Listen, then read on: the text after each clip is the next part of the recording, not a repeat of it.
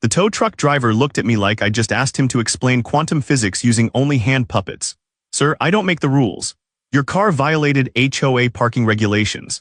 I was standing in my bathrobe at 6:43 a.m. on a Saturday morning, watching my perfectly legal, perfectly parked Honda Civic disappear down the street on the back of a flatbed truck.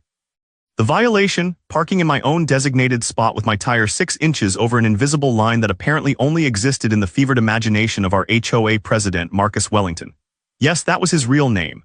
Yes, he introduced himself that way every single time. Marcus Wellington, HOA President, as if the title was surgically attached to his identity. The kicker, I'd lived in Riverside Meadows condominiums for 8 months. 8 peaceful, quiet months where I paid my dues on time, kept my potted plants within the approved color palette, and never once played music loud enough to disturb the sacred suburban silence. But Marcus had been waiting for this moment. I could feel it in the way he appeared at the end of the parking lot just as the tow truck pulled away, clipboard pressed against his chest like a shield, a smile on his face that could only be described as triumphant. Before we go any further, do me a favor. Hit that subscribe button right now and drop a comment telling me the craziest HOA story you've ever heard. Because trust me, by the time we're done here, you're going to want to share your own tales of suburban warfare. The first time I met Marcus Wellington, HOA President, was during the mandatory new resident orientation meeting. It was held in the community center, a beige room with fluorescent lights that hummed like angry bees and folding chairs that squeaked every time you shifted your weight. Marcus stood at the front with a laser pointer and a PowerPoint presentation that had 47 slides. 47. The presentation covered everything from acceptable door mat dimensions to the exact shade of white allowed for window treatments. Eggshell cream and ivory were acceptable. Vanilla, off-white, and pearl were not. I'm not joking. He had paint swatches. One resident raised her hand and asked about hanging a bird feeder. Marcus clicked to slide 23. Bird feeders, he said slowly, are considered external feeding stations and require a variance application, a $35 processing fee, and approval from the Architectural Review Committee. The committee meets quarterly. The woman lowered her hand and never asked another question. I should have seen the warning signs. I really should have. But I was young, optimistic, and foolishly believed that HOA rules were mostly suggestions for people who had nothing better to do than argue about mailbox heights. I was wrong, catastrophically wrong. My first violation notice arrived 3 weeks after I moved in. It was taped to my door in a plastic sleeve, laminated for durability. Violation notice, unauthorized decorative item visible from common area. The item in question, a small succulent in a terracotta pot sitting on my windowsill. Inside my apartment, visible through the window. I walked down to the HOA office, which was really just Marcus's condo with a sign on the door that read HOA headquarters, business hours by appointment only. I knocked. Marcus opened the door wearing a polo shirt with the HOA logo embroidered on the chest. He'd made shirts. How can I help you? He asked, though his tone suggested he already knew and was delighted about it. I held up the notice. You're finding me for a plant inside my apartment. Visible from the common area, he corrected. The bylaws are clear. All visible decorative items must conform to the approved aesthetic standards. Terracotta is not on the approved list. What is on the approved list? Ceramic, glazed white, or neutral tones? He smiled. You can purchase approved planters from the recommended vendor list. There's a link in the resident portal. I stared at him. You're serious, completely. The fine is $25 if paid within 10 days. After that, it increases to $50, then $100. It's all in the bylaws. He handed me a printed copy. I took it home and did something I never thought I'd do. I read the entire thing, all 89 pages. By page 30, I realized I was living in a dictatorship disguised as a homeowners association. By page 60, I understood that Marcus Wellington, HOA President, had spent years carefully crafting rules that gave him absolute control over every visible inch of the property. And by page 89, I knew I had 2 choices: comply or rebel. I chose rebellion, but not the obvious kind. Not the kind where you paint your door neon pink and blast heavy metal at 3 a.m. No, I chose the kind of rebellion that required patience, planning, and a deep understanding of the very bylaws Marcus wielded like a weapon. I started small. I moved the succulent. I replaced it with an approved ceramic planter in glossy white. I even sent Marcus a photo as proof of compliance. He replied within an hour. Compliance confirmed. Thank you for your cooperation. But I also started documenting everything. Every rule, every notice, every interaction. I created a spreadsheet. I took photos. I read every single meeting minute from the past 5 years, and that's when I discovered something beautiful. Marcus had been sloppy. In his rush to control everything, he'd created contradictions, loopholes, and rules that conflicted with county ordinances. He'd built himself a house of cards, and I was about to blow. The parking lot incident happened 4 months later. I came home from work on a Thursday evening and parked in my assigned spot, number 37. It was clearly marked. My name was on the resident list. Everything was legal.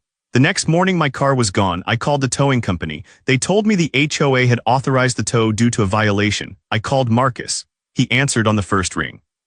Your vehicle was parked in violation of Section 12.4 of the parking regulations, he said smoothly. What violation? Your front passenger tire extended beyond the boundary of the designated space. I laughed. It was 6 inches over a line. That's the rule, he said. The entire vehicle must remain within the marked boundaries.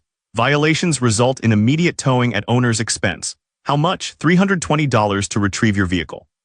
Plus a $50 administrative fee to the HOA. I felt my jaw tight. You towed my car over 6 inches. Rules exist for a reason, he said.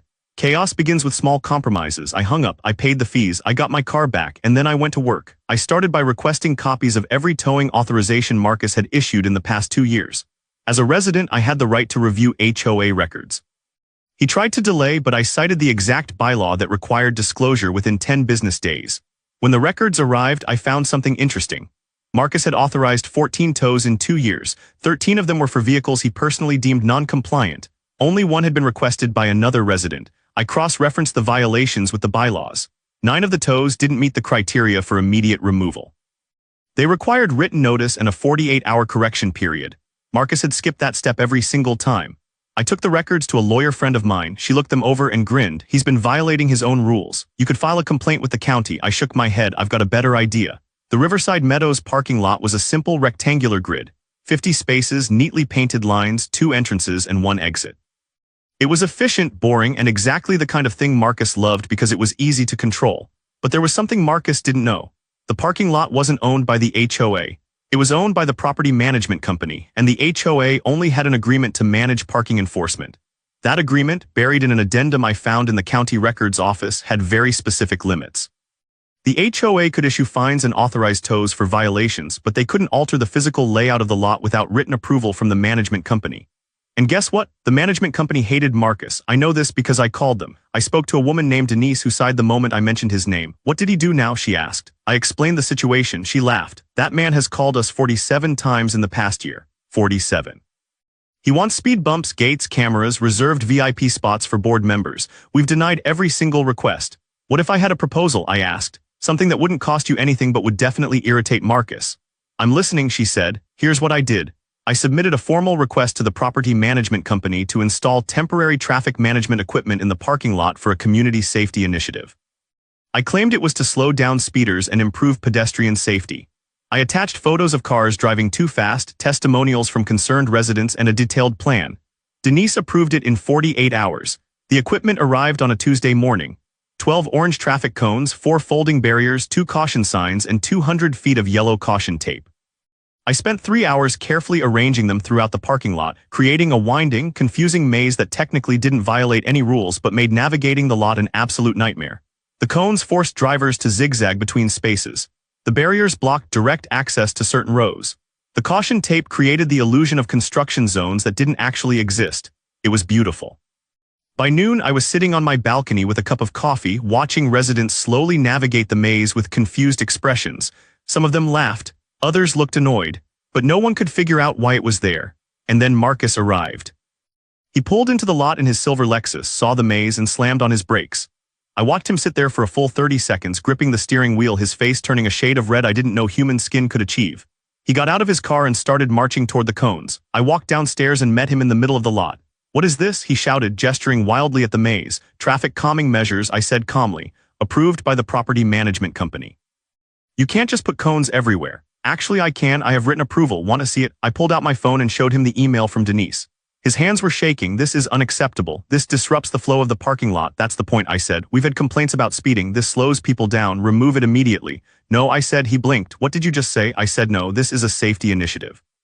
If you have concerns, you can file a complaint with the management company. But until they tell me to remove it, it stays. Marcus looked like he was about to explode. His mouth opened and closed like a fish gasping for air. Finally, he turned and stormed off. 20 minutes later, I got a text from Denise. Marcus just called me screaming about cones. I told him the installation was approved and he needs to calm down. Thank you for this. You've made my week. The maze stayed up for 3 days. During that time, Marcus issued 4 violation notices to me.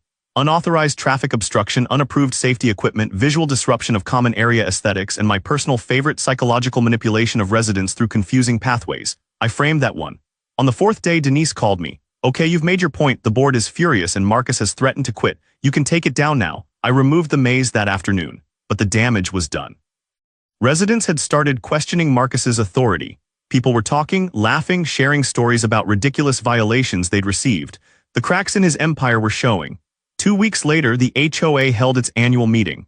I showed up with printed copies of every violation Marcus had issued in the past 2 years, cross-referenced with the bylaws. I presented evidence of improper towing authorizations, fines that exceeded the limits set by county law, and rules he'd enforced that didn't actually exist in the official documents. The room was silent. Marcus tried to defend himself, but his voice cracked. He shuffled papers, cited sections that didn't say what he claimed, and eventually just sat down. A vote was called. Marcus Wellington was removed as HOA President by a margin of 34-3. He moved out 2 months later. I never saw him again, but I heard from a friend that he joined another HOA in a different city. Apparently he's already trying to ban terracotta planters. As for me, I still live in Riverside Meadows. My car is parked in spot 37, perfectly within the lines, and every time I walk through that parking lot I smile, remembering the 3 days it was a glorious, ridiculous maze. So tell me, have you ever dealt with an HOA nightmare? What did you do? Drop your stories in the comments, and if you enjoyed this, hit that like button and subscribe. Because if there's one thing I've learned, it's that the best way to fight petty tyranny is with creativity, patience, and a really good sense of humor.